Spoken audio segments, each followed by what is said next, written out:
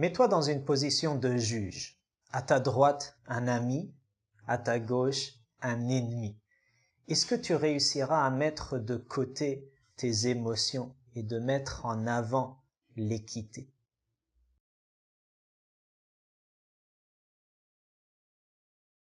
Assalamu alaikum wa rahmatullah, que la paix soit sur vous. Dans la série Dieu dans ma vie, abordons aujourd'hui le nom divin Al-Muqsit, qui renvoie au fait qu'Allah subhanahu wa ta'ala est le juste, il est impartial subhanahu wa ta'ala. Et pour donner un sens à ce nom-là dans notre vie, pour en développer une compétence, reprenons la situation dont nous parlions. Imagine que tu dois juger d'un différend entre un ami qui n'a de cesse de t'accompagner et un ennemi que tu haïs. Dans cette situation qui n'est pas facile, Allah Azza wa Jal nous dit quoi faire. Évidemment, de suivre la justice en tout cas. Mais écoutons ce verset qui nous dit « Ya ayyuhalladhina amanu, kunu qawwamina lillahi shuhada'a bil qist. Wa la yajrimannakum shana'anu qawmin ala alla ta'dilu. I'dilu huwa aqrabu littaqwa.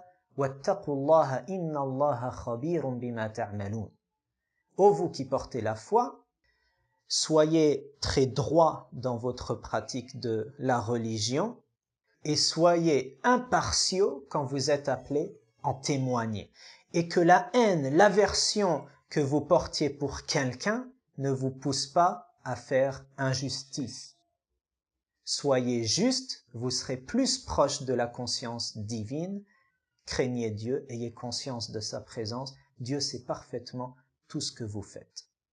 Et ce qui est remarquable dans le verset, c'est que Allah Azza wa Jal ne nous demande pas l'impossible.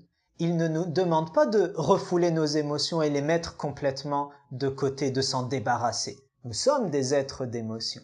Il nous dit que l'aversion que vous avez, que la haine que vous portez pour quelqu'un, ne vous pousse pas à faire l'injustice. Donc l'émotion est là. Mais j'agis en conséquence de mes principes, mes valeurs, ma religion, ma raison et la justice qui doit être présente en tout, absolument partout. Donnons une illustration avec le calife Omar ibn al-Khattab et celui qui a tué son frère qui se prénomme Iyas. Omar ibn al-Khattab marche un jour dans la rue et il est calife des musulmans, le plus haut statut hiérarchique là dans l'état musulman. Et on lui fait remarquer « Oh Omar, vois-tu de l'autre côté de la rue, c'est le tueur de ton frère. » Le tueur de ton frère que Omar chérissait beaucoup. Et la réponse de Omar vient et lui dit, malgré toute la tristesse et la haine qu'il peut avoir envers cette personne, il dit « Et que voulez-vous que je lui fasse ?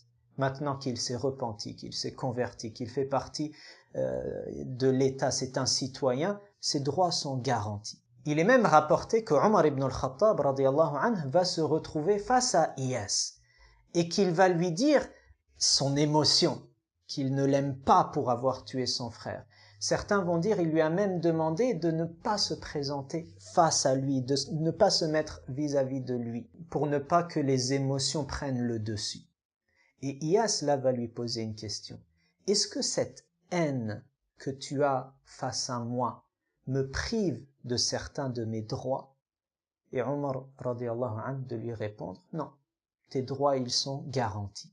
Et alors Iyas il s'en va et il dit, je ne vais pas pleurnicher pour ton amour, j'en ai que faire de ton amour. Mais ce qui est à retenir, c'est les émotions ne doivent jamais prendre le dessus sur nos décisions.